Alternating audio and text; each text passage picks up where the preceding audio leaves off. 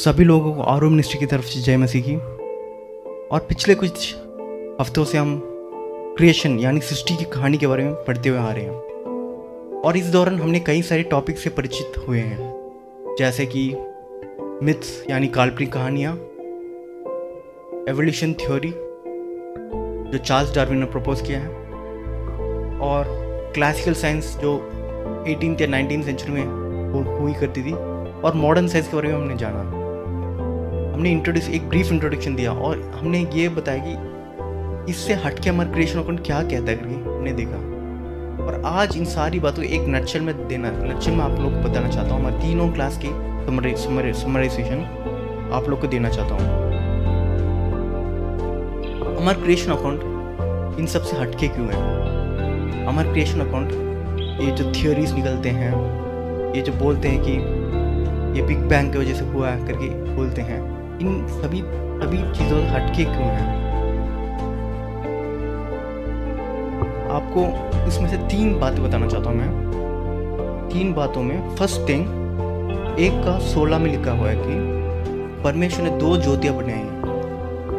एक बड़ी ज्योति जो दिन पे प्रभुता करने के लिए, और छोटी ज्योति जो रात को प्रभुता करने के लिए। तो ये वचन उस वक्त लिखा हुआ है जिस वक्त लोग जो बड़ी ज्योति है उसको पूजा करते थे। बड़ी ज्योति मतलब सूरज, उसको खुदा मानते थे और पूजा करते थे।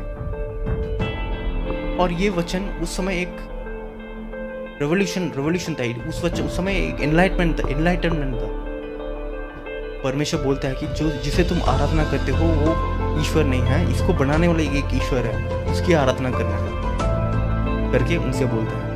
और ये इन चीज़ को मटेरियली डिस्क्राइब नहीं करता, पर फंक्शनली डिस्क्राइब करता है। सूरज का काम क्या है? ज्योति देना करके उस समय बोलता है। तो बाइबल फंक्शनल मटेरियल नहीं है। बाइबल ये नहीं बोलता कि सूरज को नेबुला गैस से बनाया गया है। बाइबल ये नहीं बोलता।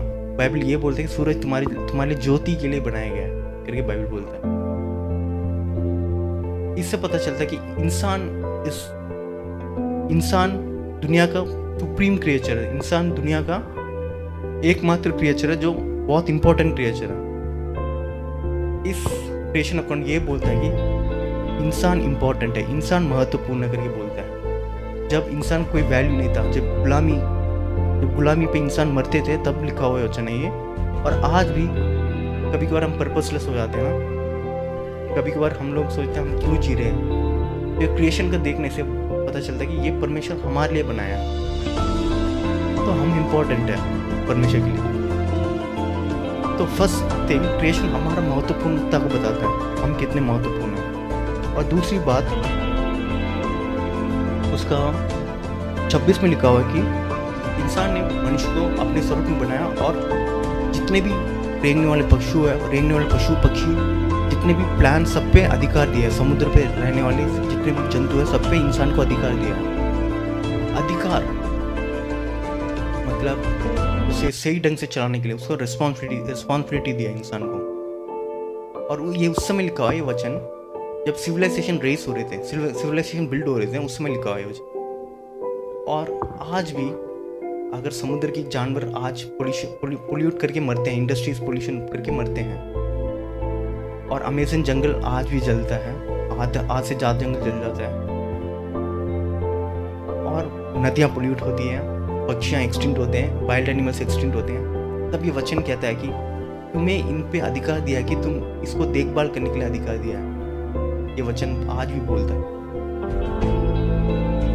देखिए कितना सच है, और इसका रिलेवेंस देखिए आज और हमेशा के लिए रिलेवेंस रहेगा। और लास्ट है बोलता है परमेश्वर ने मेल एंड पुरुष और स्त्री को अपने स्वरूप में बनाया है, अपने स्वरूप में बनाया है। और ये वचन उस समय लिखा हुआ है जब पेट्रियार्की यानी पितृतंत्र उनके कल्चर में था। ये वचन उस समय लिखा हुआ है जब गुलामी कल्चरल था। गुलामी was common that time। तो आज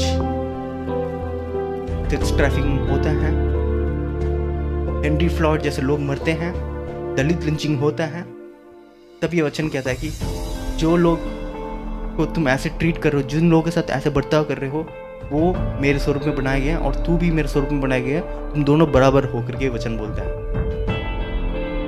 तो ये हमारा क्रिएशन अकाउंट एक पर्पस, एक रिस्पॉन्सिबिलिटी और एक इक्वालिटी की बात करते हैं। ये ऐसी एक आइडिया नहीं है जो हवा पे लटकी हो, बिना किसी बेसिस का, ऐसी एक आइडिया नहीं है।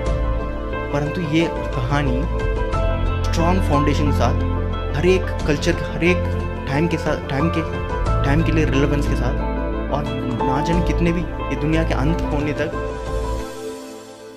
होने के बाद भी इसका रिलेवेंस रहेगा। क्योंकि यीशु मसीह कहते हैं कि आकाश और पर्वत टल जाए पर परमेश्वर का वचन कभी ना हटेगा।